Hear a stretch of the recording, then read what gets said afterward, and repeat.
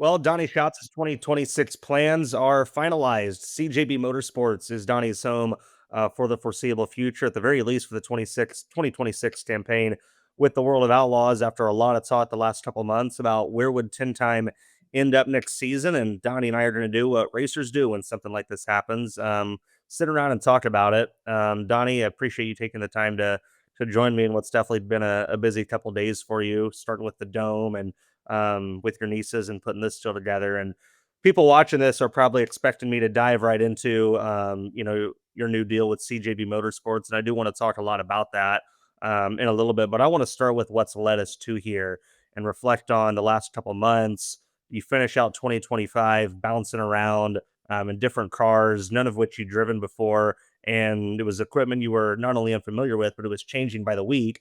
And then you go into the off season looking for a ride and trying to piece together a deal for next season. Mentally, physically, whatever classification you want to put it in, what have the last couple of months been like for you? Well, there's no way to sugarcoat that. I tell you, I was pretty agitated from the word go when it all went down. I mean, there's a way to do things. There's a right way and there's a wrong way, and um, I guess I've never really considered myself a quitter, but at this point, looking backwards, I think it would have made me a bigger person than what happened. But it is what it is. It's I respect. I don't think there's any question that what happened needed to happen. But the partnerships that are in place and the expectations that we all set out for, there's a way to go about it in a manner with a little dignity. And I kind of took it as a like a big old fu in a sense, and I guess that's kind of what it was. And it puts you in a place for me I've never been in, and it was is a shock. Them trying to hire a driver weeks prior to the nationals. Like I've always been of the belief that if things aren't working and you need to make a change, you make a change. You don't drag it out or try to see if you can find something better. That's just never been me. But look, it is what it is, the way it happened. But what it did to me, probably mentally more than anything, we were coming up to North Dakota. We were coming up to the where I grew up racing, in front of the hometown fans and the Minnesota, Wisconsin races, all the things that just kind of was, kind of took the wind out of my sail in a big way. I mean, there was a lot of great things that we did over the years, and it just kind of like it was all like a period of time like it was for nothing. So it was like felt like you were sailing across the ocean and there was zero wind and you got no gas and no motor. So the best way to put it was is it kind of put me into what you I consider survival mode. Really to me at that point it was trying to get to the end. And that's what's important to me. I mean, to think you're 29 years into your career and the toughest one's the first, but really the toughest one was the 29th, to be honest with you. So, um, you can't be not 100% there mentally and think you're going to go contend for wins and do those things. So, um, uh, I did that, had that for a couple days. And then we put the thing together with the big game guys, Cody and Taylor had this idea we could run the 7 races up here to help me out around home. That's all they could really do, and it was based on not tearing anything up and not hurting the motor and all that. And incredible what they did from Wednesday morning until Thursday night, and then the first night it was all over because I put myself in a bad spot on the racetrack, tore up. There's like the second massive blow in the matter of less than 7 days, and you're just questioning like, what the hell is next? And but then again, it puts you in with people like Dave Lunstra, who offered to put me in a car and got to race with Dave, and been around Dave a long time, and Dave and I have been out snowmobiling in the mountains, so relationships that were already there just got expanded. So if it wasn't for things like that that happened, yeah, it probably would have been a constant beatdown, and believe me, it still felt like a beatdown right until I left the banquet at Charlotte. Um, but that's over now. But anyway, I got the opportunity to race with some great people. Someone who's ultimately very close to me, has been for a lot of years, Jason Sides. When he told me that I was going to be driving for him and Sam, it wasn't a, hey, do you want to do this? It was a, "Hey, this is what you're gonna do," and because they knew my wishes were to stay in the same car, and um, Jay kind of helped me through that a lot. I mean, Jay knows me as a person. He knows what makes me tick.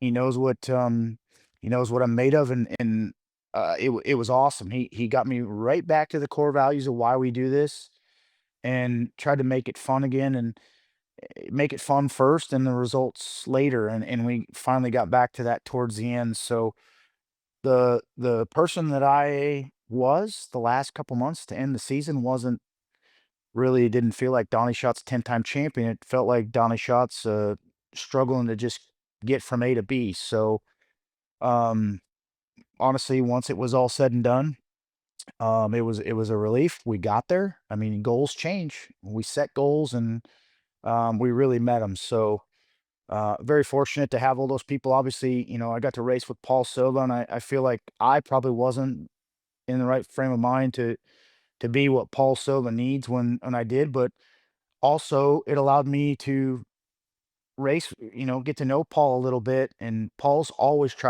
he's always been one to stick a hand out and help, even though you're racing against him. I got to meet Kevin Osmowski, someone who's been a supporter of the sport for a long time. So the people I got to be around, and every one of them were ultimately incredible.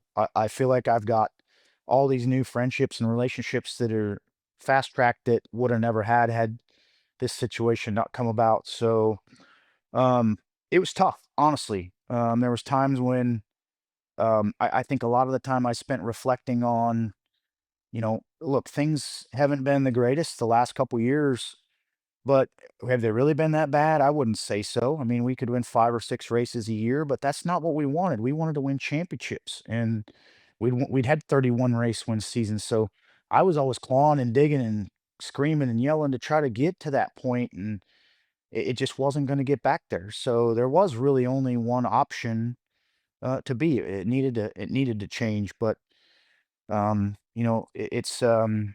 guess what doesn't kill you only makes you stronger, and it definitely it was eye opening. And I guess everything happens for a reason, so you have to learn from it and learn from your mistakes, and you move on.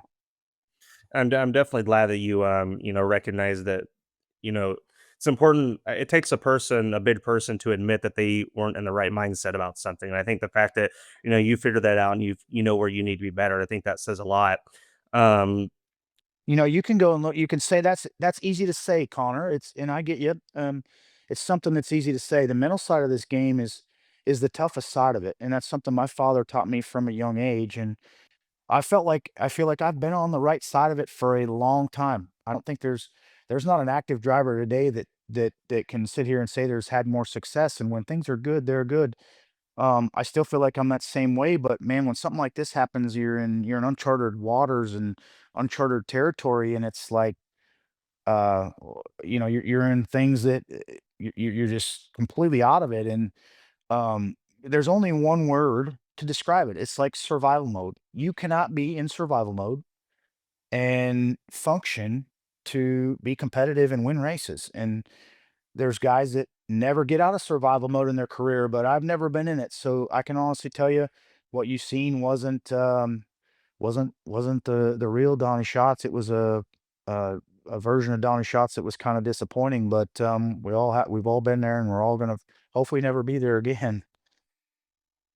you figure a guy is almost 50 years old. He's got kids, he's got grandkids. He wins 10 championships, over 500 races. You figure, all right, this guy's got life figured out and he can handle anything. What is this whole process the last couple of months and even the last couple of years? What's it taught you about life?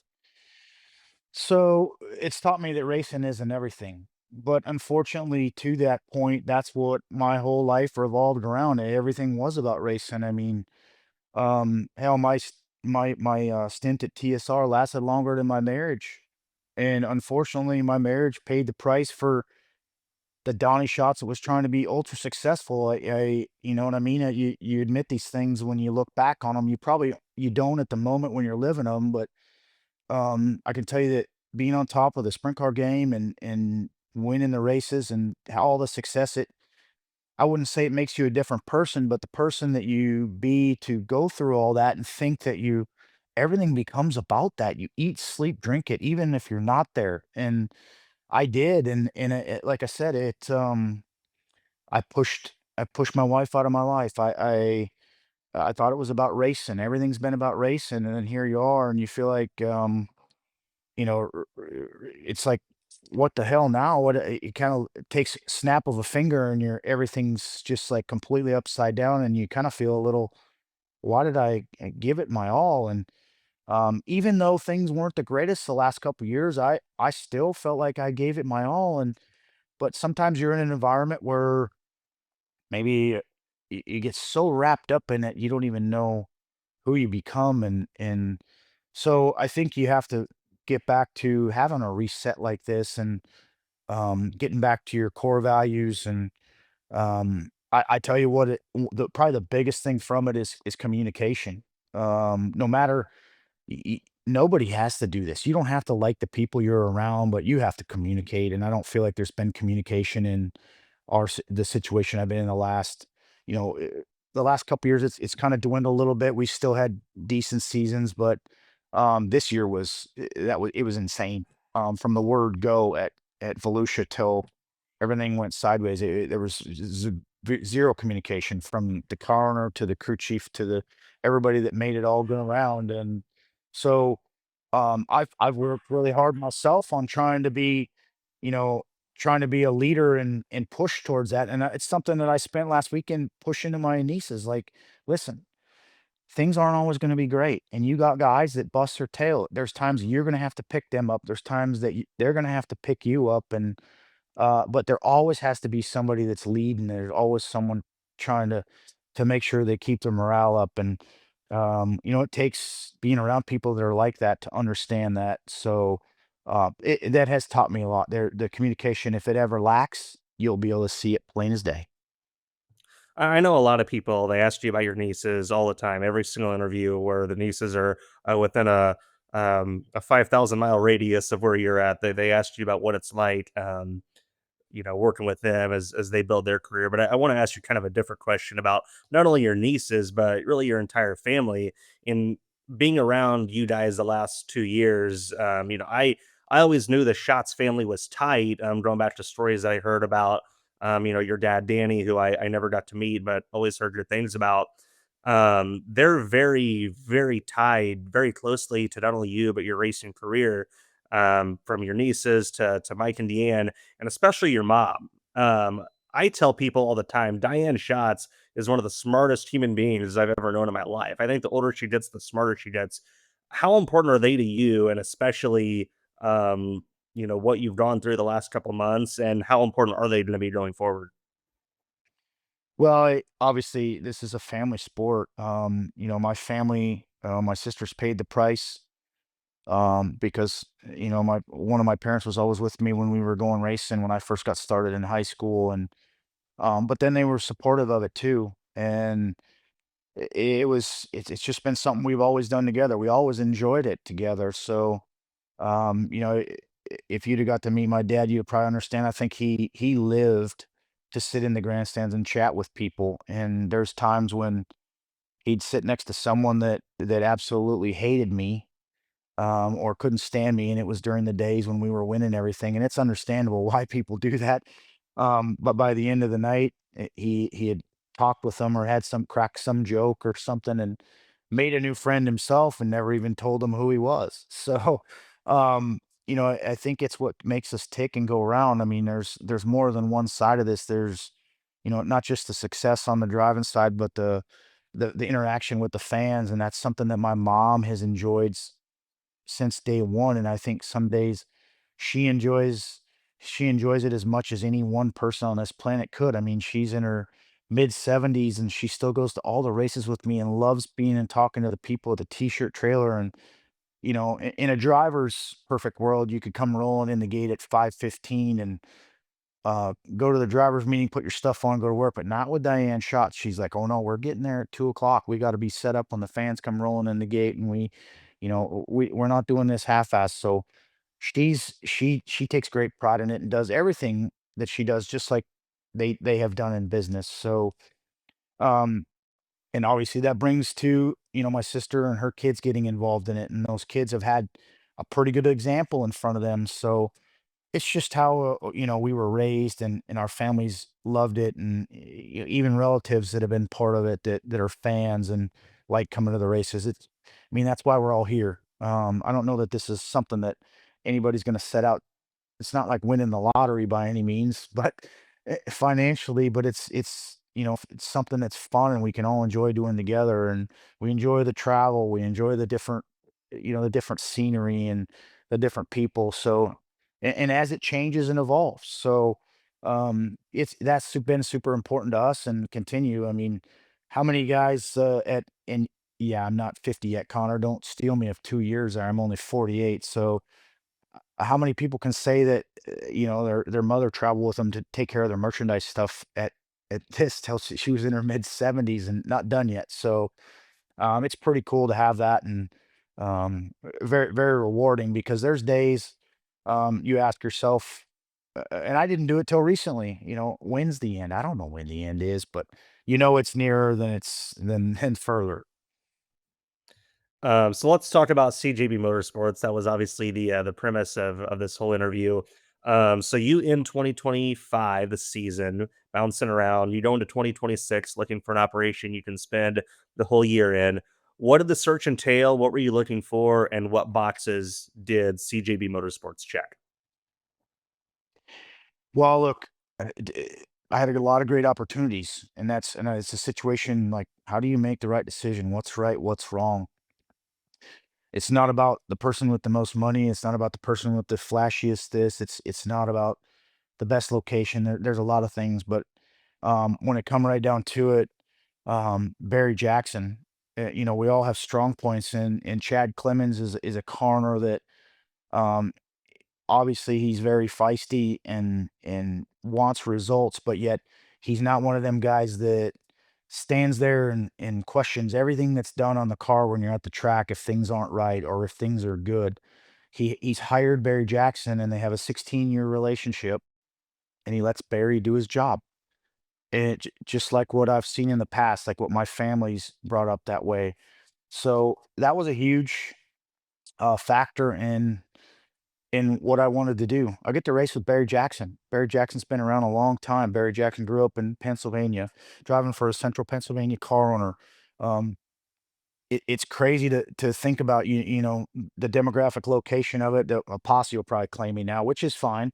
At least I'm getting claimed. So, um, I've always admired Barry. I know I've stood there at nights when Barry was upset and mad at his driver or mad at the officials, and that's someone that's passionate. I feel like I'm that same way, and um, none of us are perfect, but we need someone like that that can push you. Otherwise, and then you need someone like me that can push him, and we push each other. And I wouldn't say we're the exact same vintage, but we're from that similar vintage where we both have the same expectations, and I think that long-standing relationship that those two have had with each other, that means that Barry and I get to work together towards whatever it takes to be successful. And Chad's going to provide us with the financial resources to do it. I think that's probably the best way you can describe it. It's just a perfect fit. And I haven't had this much excitement to go racing, and it's not anything against anybody else. I drove for Paul Silva, who's one of the best in the country, or currently the best guy there is to drive for, but I guess I wasn't I wasn't really prepared and in the right position with what was happening. I was in survival mode, to be able to do that. So I just think it's a perfect fit for me and Barry. And I've known Chad. Chad and I didn't get started off on the right foot, but I respect people that say things exactly as they are. If they think you're an asshole, hey, say so. If the it, and instead of someone that's phony and sugarcoats it, because you find those people, and that's something I respect to Chad. Chad judged a book by its cover when he first met me, and the first time we ever got to hang out and have a good time, he told me straight up. It took one night of being around him for him to tell me that, and I was like, "It's all right. I get it all the time. I'm getting used to it." So, and we've had good interaction since. How we've done spent many times communicating, even though there's never been discussion of driving for him. So We built a relationship a long time ago, and I've always respected those guys and admired what they do. And now I get to be the lucky guy that gets to hopefully park with them on the front stretch on a regular basis. Those were actually the two questions I had on my list was how long you've known, Chad and Barry, and then, why you think you and Barry will be able to be successful, and you answered both of them.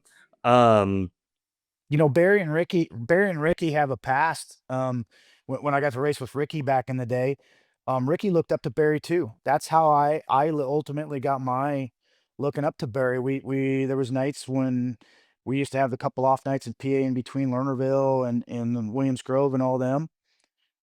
We'd go to Barry's shop when he was building his own race cars, and we'd all be out there. These guys would be talking shop, and I'd be raiding Barry's beer fridge, drinking his Yingling. And there was a few nights that that's what we did. We weren't out hanging out with everybody else. So that's really how I got to know Barry. And I would be the fly on the wall, standing in the back, like waiting for them guys to like say something where I could interject, but I just never had the knowledge to be able to talk on those two guys' level. So that's really how I got to know 'em. so when you have the opportunity to drive for 2 guys that you've known for many, many years and had a relationship with, is that something that excites you? And in what ways does that chemistry or that friendship that you guys already have, like, what can that yield results-wise? Well, what it feels like to me right here today, right now, after doing this, is it feels like it's like my own team. I'm going from being able to interject myself into my own team because of the core values that are there, the long-standing relationship and the expectations and Chad's not one of them that comes running across the pits screaming or yelling to do this or that or sending texts here and there. I mean, I don't. That's not part of the equation. If you get a gut feeling about something and you get that level of excitement. And I've said this a couple times, and hope to hell make it true. But I said I feel like with these guys, the platform that they have, and being around them as long as I have, and how they've been around each other and what's going on, I feel like we can roll into Volusia and win one of the first three races without taking this big long to get together. And I think it's because of Barry's experience. I think it's because of my experience. And you can say, well, why didn't that happen when you were driving the W car? Well, obviously Donny Schatz wasn't in the right. I was in survival mode. I was trying to do what I had to do to get to the end. It's easy to say now. At the time, someone wouldn't understand what I'm talking about. You had to be living in the moment to understand it. So um, I just have that feeling. You know what I mean? And Barry, they've both been open to, hey, what do you think about this? Do we need to get these cars? Do we need to get these more? I'm like, you guys got a platform that's working. You have a team that's already established there. That at the end of the year, I watched very close. I watched Brenham do an incredible job. I watched Skagit when he got himself going. So uh, it was crazy to see that man, you could fit into this really. Yeah, I got a little passenger here that's wanting to get on camera. So Hey, we love it. um, anyway, but yeah, it's buddy. So yeah, I think it's going to be a great situation, and obviously we're going to do our best. And I know Barry's uh there's a lot of moving parts here. So, we don't want to get ahead of ourselves, but we're obviously going to run a second team, and clearly there's a lot of work to be done, but they have a lot of stuff already in place. So, we're going to work towards it. And I know that I've seen Barry's work ethic over the last 15 years, and there's no one that's worked harder and put more passion into it. And that's the thing that's fun to watch, because you see a lot of guys that they'll put some of the work in or put the work in, and then you can see there's guys that their minds and their passion's still ticking even when the car's loaded up, because they're thinking or trying to figure things out. And Rick Warner was that way. He was always thinking. He didn't want to go eat with you because he was thinking about something or this or that. And Barry's that same way. So to me, it's the ultimate fit for an opportunity for myself. You touched on their existing program already with Brenham, which will continue to be a thing on the High Limit Tour next year. As far as the equipment you're going to run with them, are you going to fit into their existing like chassis and engine programs, or are you guys going to build something a newer package that's more tailored to you? No, I'm gonna fit into what they have. They've both asked, if I'm okay with that, and I am, and I think that's something that the end of the year taught me. There's a lot of people that couldn't drive the race cars that I drove back in the day when we were winning 30 races a year. A lot of people tried. A lot of people bought them. A lot of people they didn't care for them. Everybody's got a different feel. That was something that, I had the rest of the year, and a long time ago, I learned from Kenny Woodruff.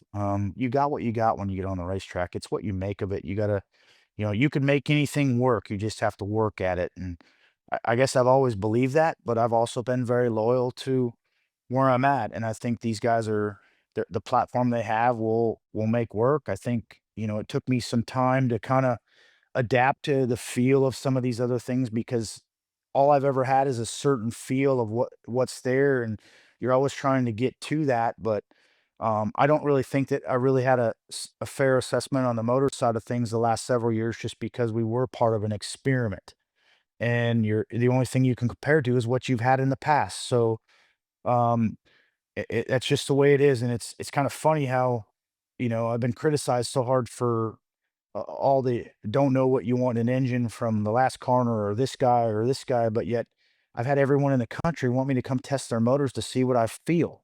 And I don't know if that's because the feedback I've given is X, or they don't know what they have now. I don't know, but I know that them guys have had long-standing relationships with the car manufacturer they have, and they have a long-standing relationship with Paul Kistler, and that's exactly where it's going to be, and I don't see it changing.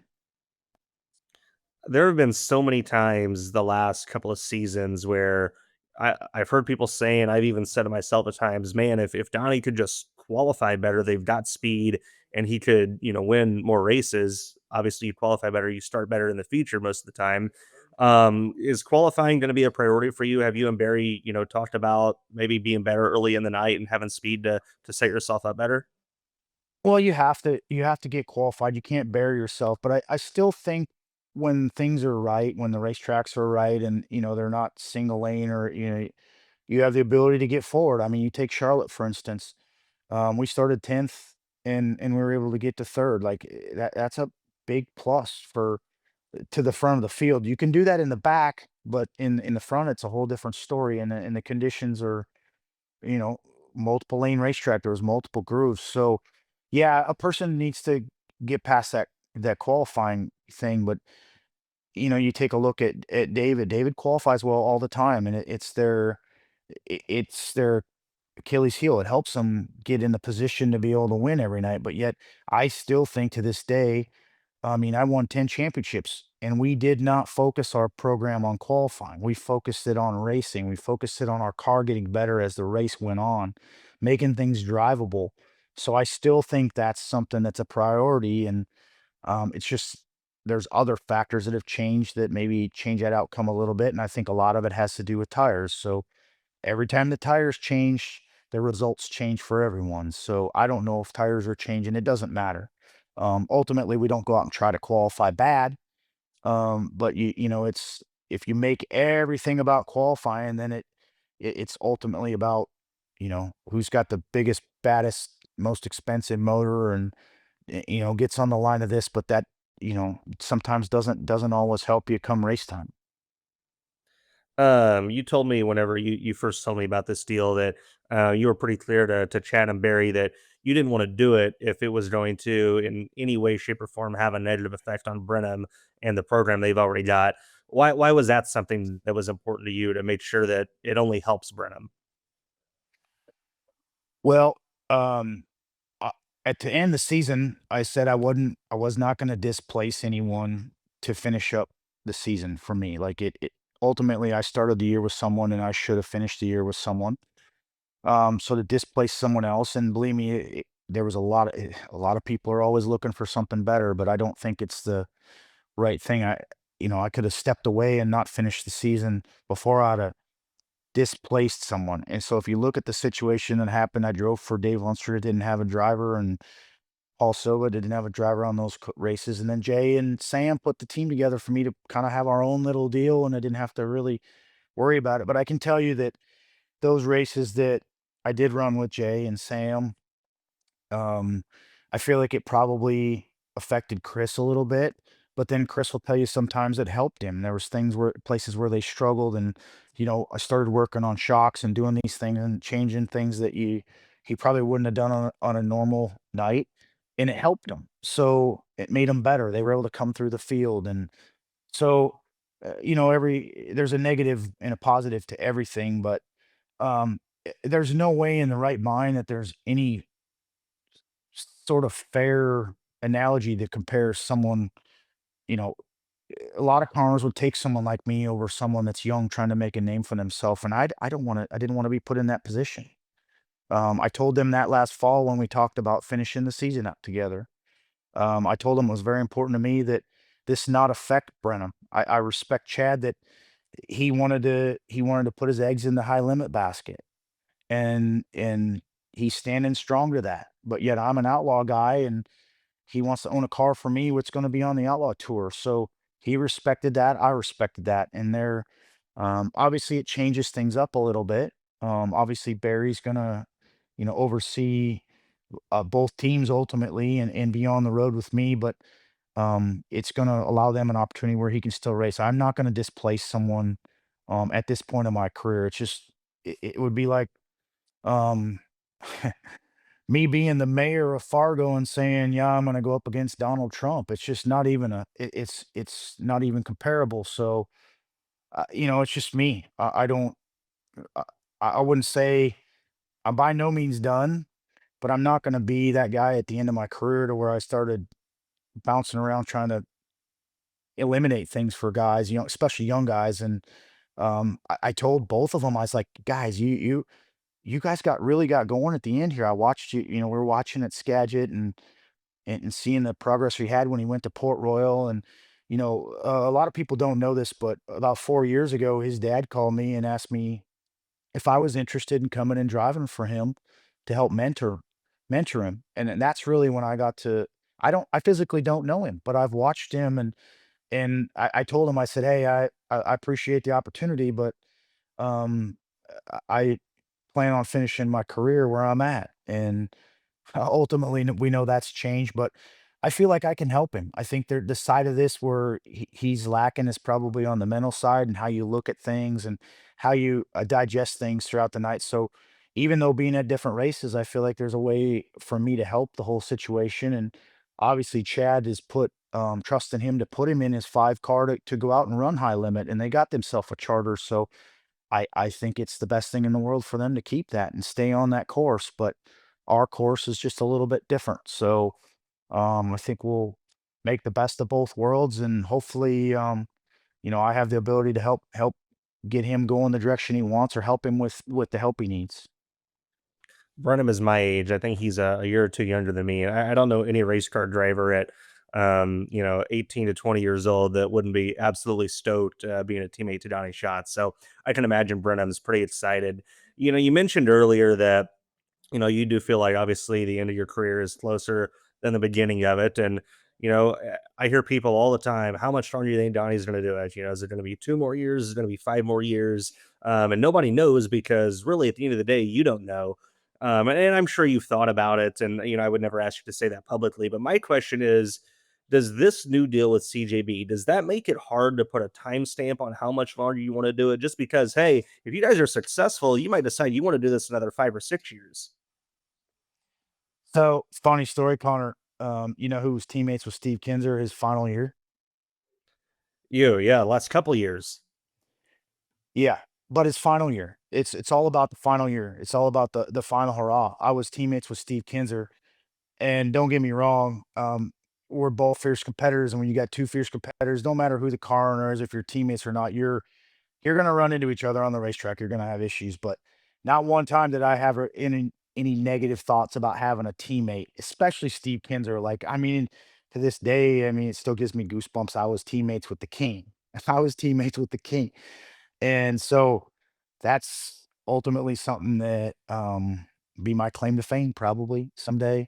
Um But I gotta tell you, when I got let go at TSR, I'd always had conversations with Todd Coring. We've been friends a long time, and Todd said, "Hey, you need to look at this from a couple years standpoint." He said, "You need to do something that you can do for a couple years and go out the way you want." And he was, talking me into that. And so, and I kind of got it first. I got a little bit like, "Are you shitting me? Like, what 2 years? Give me a break." Like, I feel like I can go till I'm 55. But you can't put a number on it. You can't put the end tag on it.